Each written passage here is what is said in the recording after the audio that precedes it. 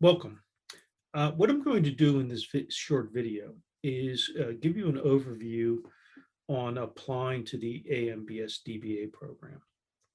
This video is a bit more detailed than the information that you will see on the website, but it's important that what you do is you look at all the material and all the links which is available on the website. In addition, if you haven't already viewed the video that gives you an overview of the DBA program, please take a look at that. And that gives you an idea of sort of what the coursework, dissertation requirements, the structure of the program, aspects of the time demands, and so on. This video is going to focus very much on the specifics of going through the process. As always, if you have any questions, you can please direct them to the DBA program team. There are some links in the university application process links that tell you to contact the postgraduate research office directly, but there are specifics to the DBA program, so we're probably your first port of call. So let me just give you an overview of the application process. This is a somewhat typical university application process with all the required documentation and twists and turns that you would expect. But if you collect all the documents and do everything in the right sort of ways, it should be a relatively easy process. Now, before you start the actual process, I'm going to give you a bit of an overview of just the kind of thinking about the application process. So the first thing I think you should do is you should review DBA programs. Our program is probably the most academically rigorous program in the world. If it's not the most, it's up there with one or two others where it is fundamentally an academically driven program. What you should do is you should review our program and try to determine if it's really the right program for you. If it doesn't fit, there's no issue about that. It's simply that there may be other programs which are more aligned either with your needs or your time constraints and your budget. You should also try to talk to other DBA students, other DBA alumni. If you know AMBS alumni, if you know students who are currently in the program, feel free to talk to them about their experiences. If you potentially want to talk to somebody, who might be from your region or working on similar topics, again, you can contact us and we could put you in touch with somebody. But it's important to get kind of peer-on-peer information. You don't get everything from the websites or the program directors or program staff. You really do need to kind of dig a bit deeper and talk to people who have had the experience of going through either this program or programs which might be comparable. Understand the time commitment. This is a part-time program, but as I like to say, it's not a no-time program. And part-time doesn't necessarily mean totally flexible. There are specific requirements of the program where you have to commit to being in Manchester or available to take courses online. And while you obviously have other things to do with your life, you need to be able to kind of carve out the time commitment.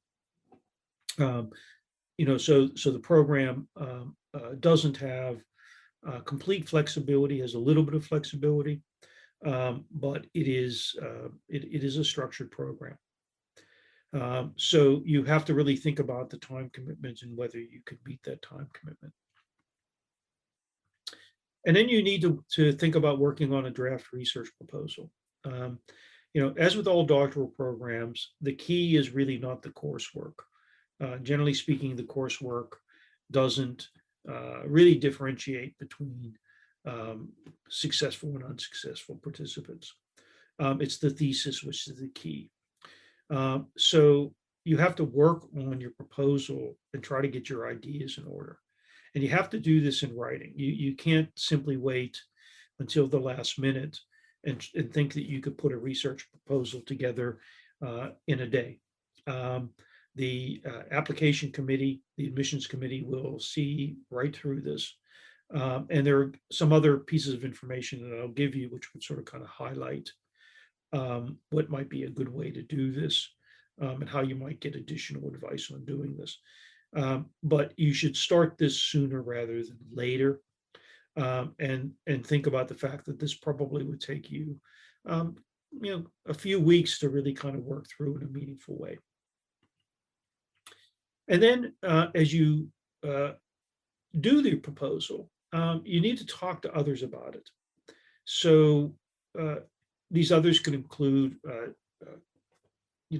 people currently in the program, could include alumni, could include MBS academics who might potentially be your supervisors, and any others that you know who could be supportive. I'll give you more information on kind of what's in that proposal. And it's not a long document, which means that you have to really think about being concise. But the other aspect of the proposal is that you don't need to have everything in it. It's really going to be kind of a guiding document to get you started. And then you've got to get all your documents in order. These include academic transcripts, letters of recommendation, a personal statement, and so on down the line. There's more detail about this. But with any application process, you really need to kind of almost be ready with everything kind of stacked up to submit them into the process. And then you submit your application online, and you'll see this on our website. There is basically a kind of link which allows you to be able to get in touch with us, but also to start the application process. And I'll go through this in detail. So what needs to be in your application? Well, if you look at the website has a how to apply part, which is related to all of our postgraduate research programs. Okay, so this is very generic, and it's related to all of the programs. So there's a central application process for the entire University of Manchester. And there are some kind of basic components of this which apply or applicable to all of the programs. And then there are kind of some specific things which are related to the DBA program. And again, I'll try to articulate those for you. So we also then have our component of this. So the webpage given on the top right is really the university's general page on application. And then you'll see that there is a whole series of kind of drop-down boxes or open up boxes which tell you the steps associated with it. So the University of Manchester site kind of gives you the technical flow of the information in your application. But the AMBS DBA website really goes through the specific content and gives you kind of the sorts of things that we're looking for in our program. So what do you need?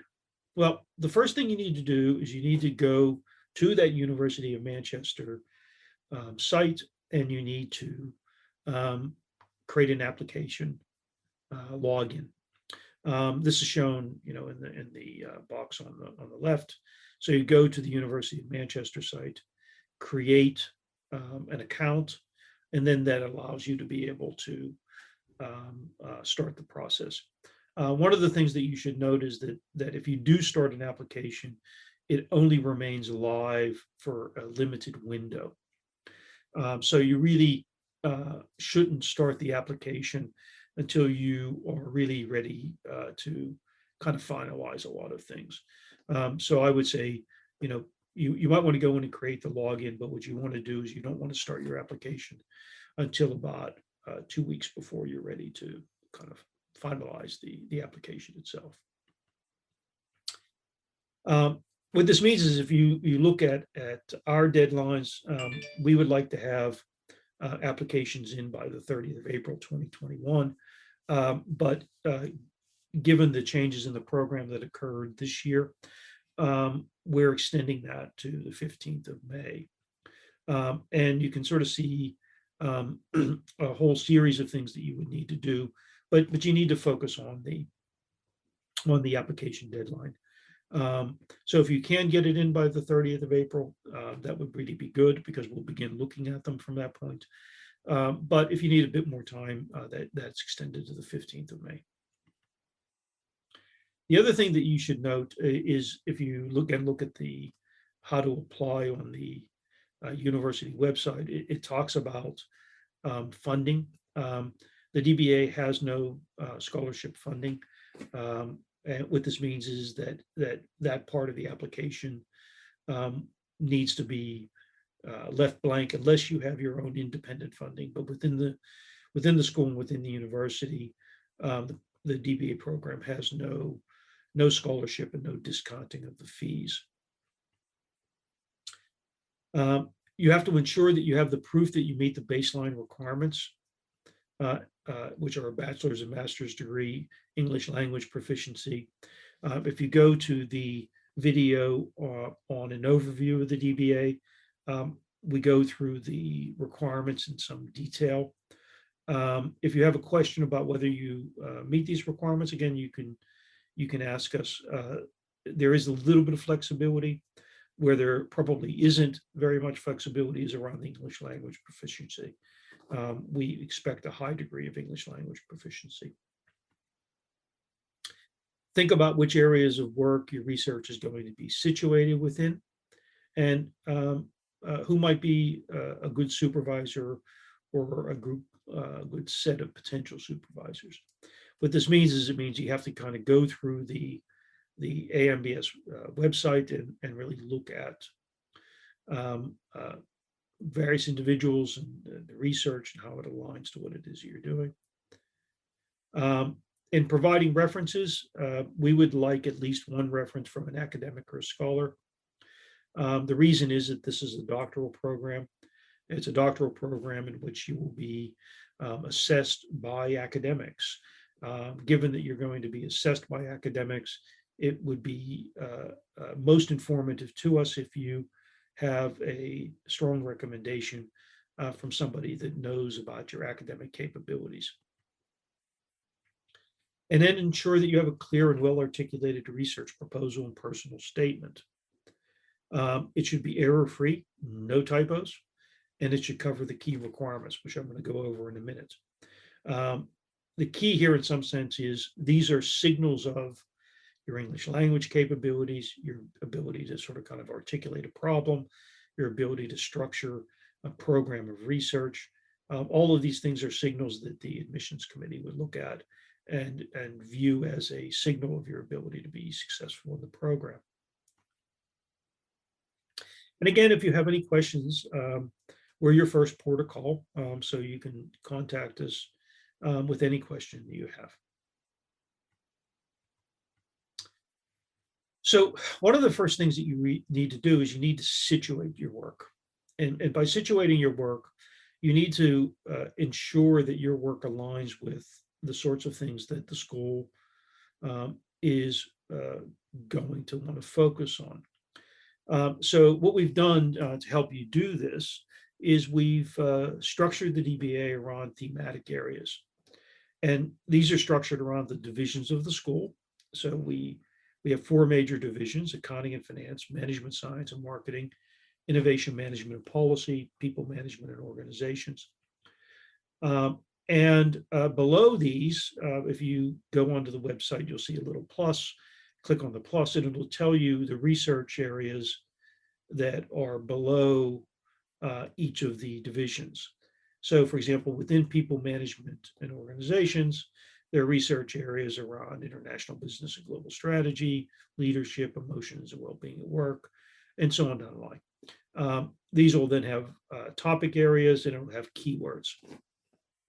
And these topic areas and keywords are critical to you because anything that you discuss in your research proposal need to be linked to those topic areas and to those keywords. Right? And this is also important because these are reflective of the areas that the academic staff have capabilities in, and they're interested in research in these areas.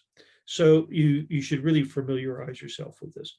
Now, the other aspect of this, which is important, is to understand that the research is not only division specific. So, for example, under international business and global strategy, you see one topic area, which is global governance. Well, if you look in accounting and finance, you also see that they're interested in governance. And if you look at innovation management and policy, you actually see that they're interested in governance. Similarly, sustainability. There are all sorts of areas which overlap the divisions.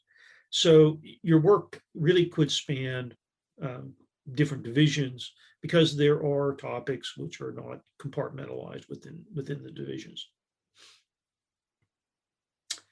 So you can ask the question, which AMBS division does your work fit in most? Again, this is the key here, is most.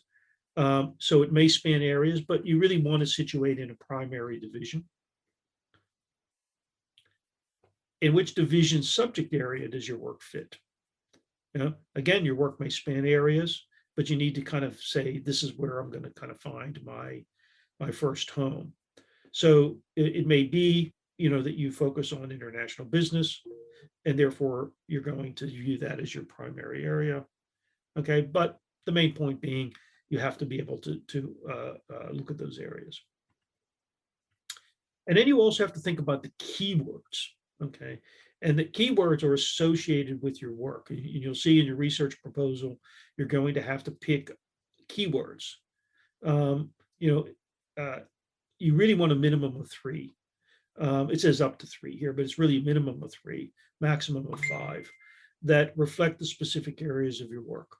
Okay, and these have to align with the subject areas.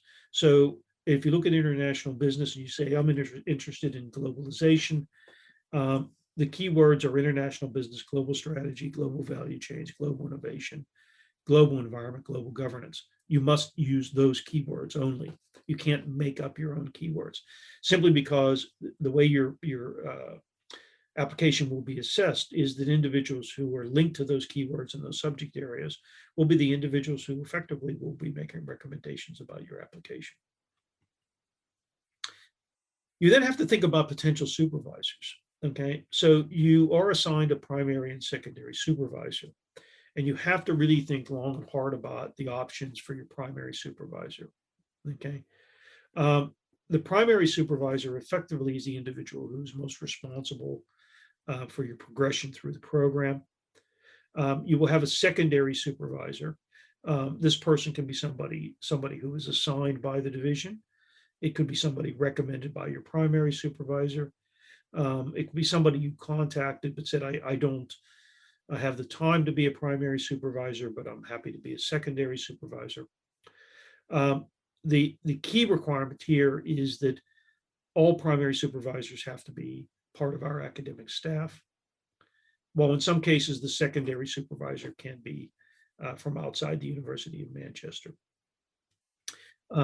And whether this individual is outside the University of Manchester is really at the discretion of the school and the primary supervisor.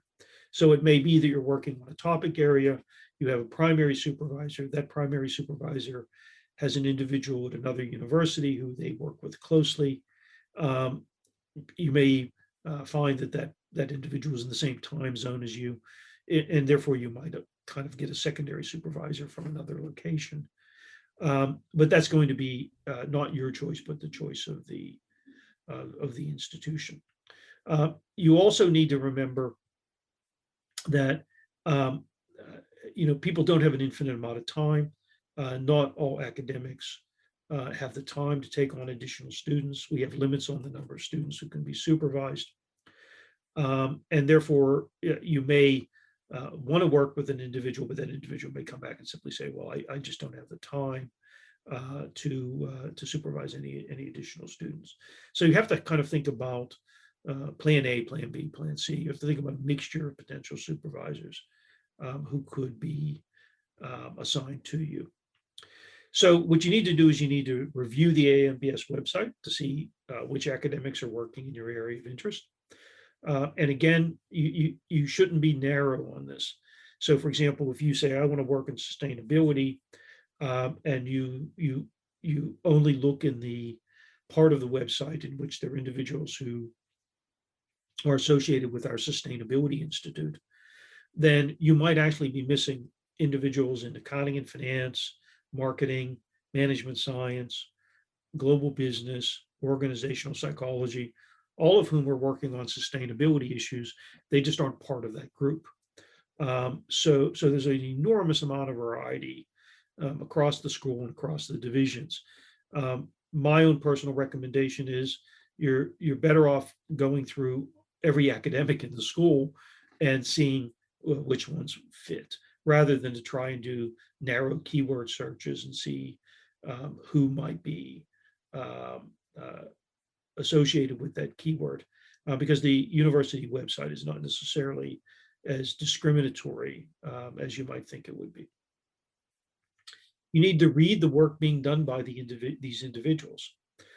If you write a research proposal on a topic area and there are faculty members at the AMBS who are working on that and have published work on that, and your proposal does not include references to their work, I think you would find that it's not going to be looked on positively. It's not only going to be looked on because you haven't cited an individual, but also we would be asking the question, well, if this individual is interested in this topic and they haven't even found that the people who potentially could supervise them have worked on that topic, how good are they going to be at being able to kind of do more detailed literature searches related to all of the research being done in this area? So you really want to make sure that you understand who at the school is working on the topics that are linked to what it is that you're interested in. And it's not unexpected that you might contact these individuals, indicate that you're thinking of applying into the DBA program, say that you're looking for potential supervisors. Here's the area that you're thinking about working in. You could then potentially even give them an abstract of the work that you're interested in doing. But you need to send them a detailed email. You don't send an email that says, I'm thinking of applying to the DBA program. I'm wondering whether you could be my supervisor. And that's the end of the email. You would be surprised. We get many of those emails. And normally they don't have a positive outcome. The key in sending these emails would be to say, dear Professor, dear Dr. X, I'm thinking of applying to the DBA program. Here's a bit on my background. Here's what it is I'm interested in working on. Here's a short summary of what it is that I'm thinking of doing. I know that you've been working in this area. I've read some of your work. And I think that there's potentially a good opportunity where I could aid you in furthering your work, and you can aid me in my success in the program. So you don't want to write an overly long email, and you don't want to write an overly short email, but simply saying, I'm interested in the program. I'm wondering whether you could be my supervisor. Generally speaking, that's not a good way to introduce yourself. And the other aspect which I noted was that people's time is not infinite, and they simply may not have the capacity in their workload. We are all extremely busy. We have our own teaching requirements, existing students, outside commitments, and inside commitments in terms of administrative work and so on down the line. And it would be unfair to both you and them, for them to take you on and really not be able to devote the time to you. And therefore, you want to accept the fact that individuals may simply say no, not because they're not interested, because they may actually be quite interested, but simply that they have to allocate their time in the most appropriate way. So if somebody says no, then you just, you could potentially say, okay, well, who else might I talk to? You know, if you've done that introduction in a really good way, you'd be surprised that they would be, really interested in you being at the school. It just might be that they don't have the time to be your primary supervisor. So you can also submit an application without a supervisor nominated. In that case, if there's a kind of clear basis of, for your application, we'll work to try to find you a supervisory team if you're successful in being admitted. You could separately indicate to us that you contacted a number of individuals and they don't have the time. And we could address that as well. So what's in your research proposal? Well, there's a general aspect of this and a specific aspect of this. Effectively, your research proposal is not a locked in stone plan as to what it is that you will do over the next 4 years. Okay. That would be expected to be adapted as you work with your supervisory team. In fact, it's fairly rare that a student walks in with a proposal and walks out with a dissertation on exactly what it was that they proposed.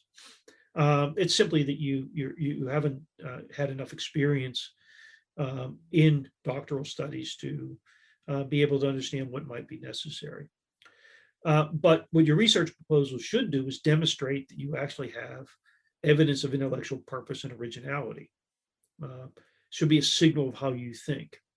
It should also reflect your capability at communicating your ideas clearly and concisely and coherently. And then finally, it should define the topic you're interested in, show some good awareness of the research context. So you're limited to a specific amount of space, approximately 3,000 words, but I'll show you the specifics of that in a minute.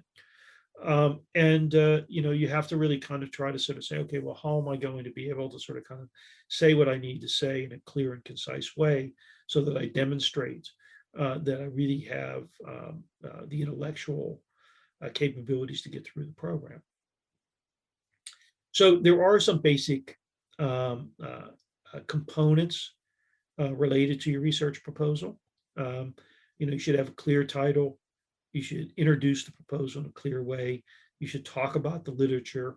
You should have some research questions that guide what you're doing. You should outline the methods that you think are the ones that you would be utilizing. You should indicate, what you think the timeframes might be. And you should, kind of reference things appropriately so that you show that you really looked at the right literature. And remember, the key in some sense is the academic literature. This is a doctoral program, and therefore simply referencing consulting or policy documents or newspaper articles, generally speaking, is not going to get you very far. So you have a key in our case as well in situating your work. So you need these 3 to 5 keywords chosen from those thematic areas. Okay, these should be in there below your title. So you have your title and then the thematic areas. And then you also have to kind of have a part of this, which is why your proposal is making an original contribution and a contribution to practice. So if you look at the University of Manchester site, that's geared a little bit more towards PhD. So there's a lot of discussion about contributions to theory. With the DBA, you also have to address the contributions to practice. Why is it important to practice? And also the other reason why you want to sort of embed your work within key areas, as indicated by those keywords and the thematic areas we've outlined, is that you really should try to talk to academic members of our staff or even other academics that you might know to discuss the proposal, if you can. Right? Again, people's time is quite valuable. So you really want to be respectful of that. But you can get some help and some guidance, before you submit the application, and that may help you refine things. So you could also pass this, for example, to former participants in the program, and others who could at least kind of sort of say, okay, well, if this is what they're looking for in a proposal, have I done that well? So you could literally give them this box about structuring your research proposal, and sort of say, okay, well, can you help me go through this? Using an editor to help you go through it is absolutely fine, as long as you are the original writer of the document. So we have some specifics in the proposals, and this is given on our website. So you can see this. I've more or less kind of extracted this from here. So it has to have a meaningful title. It should not be a descriptive title, which means that if you have a long run-on title, which is just more or less describing what it is that you're doing, that is not a meaningful title. Okay, it has to be informative and interesting and catches the reader's attention. You have to have the keywords, right, so that we can identify this. And these keywords must align with those given in the research themes. So don't create your own keywords, even though you might think that sounds good and you don't think that your work fits in. If you create your own keywords, it's actually going to make it more difficult for us to assess your application, which means it will simply reduce the probability that we might accept the application. You must have an overview of your research. Okay, state why it's important, why it has value to both scholarship and practice, and how it'll make an important contribution to business and management. You should also specify exactly which of the thematic areas in which your work fits. Again, exactly. And you can specify a maximum of 2 thematic areas. So the key in some sense is use those thematic areas, use those research areas, use those keywords. You have to position the work. Okay, reference the most important text, journal articles, etc., related to your research. Demonstrate that you have an understanding of what's being said in this. Identify some existing gaps or where you might add extensions kind of at the periphery of areas of research, and show that you are sort of kind of addressing this in a meaningful way. And then you should sort of kind of articulate your research questions with an eye on clearly laying out why these are significant and how they make an original and useful contribution. You should have a part of this which lays out some idea of research design and methodology. So this might say, you expect to do, a series of interviews, in a range of industries with the top management team. You don't necessarily have to say how many people, but you could more or less articulate that. You could say, okay, I'm going to be utilizing, performance data on a series of global companies. You could talk about which countries you might be doing the work in, if you're doing something within a specific company, what it might be that you're doing, if you're doing a survey, if you're running kind of a field experiment, if you're doing a simulation, what it is that you're actually doing, and also address how it is that you might get access. So if you're doing something within a single company, how are you going to get access to the people in that company? If you're doing it across a group of companies in an industry, how are you going to get access to those companies? And on and on and on and on. And some of this could be related to the positioning of your research. So if you're positioning your research, in a specific area, there are certain ways of sort of structuring your research around similar methods to that which have been used by other people. They may not be the same methods, but you could think about doing them in a very similar sort of way. So you, for example, could be doing work on governance, and you could say, well, what I'm going to do is I'm going to extract from from company websites and public information, the personal characteristics of the top management team and the board of directors of Fortune 100 companies. This has been done before. There are lots of examples of how to do this, but you should at least articulate that you've got some sort of kind of methodological guide, and you're thinking about the sampling sampling frame of your research. And then finally, you need to sort of think about making sure that you appropriately reference things. Again, because we want to admit students for whom we have our own underlying expertise, it should be clear that you're basing this on work of the sort of people who are working at the school, and where they might have had their own sort of contribution to the work area, and then kind of a proposed timetable of your study. Obviously, the first 2 years are going to be mainly coursework, but when you think you'll be able to kind of collect the data, when you think you'll be able to sort of kind of start your analysis and so on. And again, these last two are outside the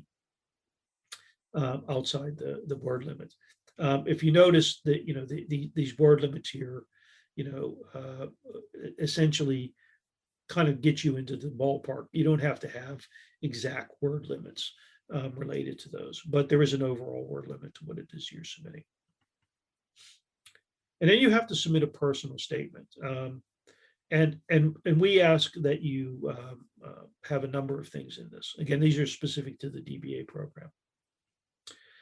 It should present the reasons you're applying to the program, explain how your background, experience, training qualify you for the rigors of the program. And if you're employed, you need to provide a letter from your employer indicating that they understand that you'll be studying for the DBA program. Okay. Essentially, what we do here is we simply want to make sure that they understand that there will be periods of time in which you would be required to be on campus, and that's really related to the residentials. If you're self-employed or retired, then you can simply provide a document stating this. Okay, so you can attach all of this together. This is separate from a CV, which is also required in the application process. As you go through kind of the details of what the university application process asks you for. This is a different type of thing. It's really related to being a statement as to sort of related specifically to the program. So that's it for the overview of the application process. Again, if you have any further questions, please direct them to the DBA program team. And as I said at the very beginning, if you haven't seen the overview video about the program, please view that video. In addition, make sure that you go over the website, and if you have the opportunity to talk to other participants in the program or alumni in the program, then please do, and learn as much as you can before you submit your application. So thank you.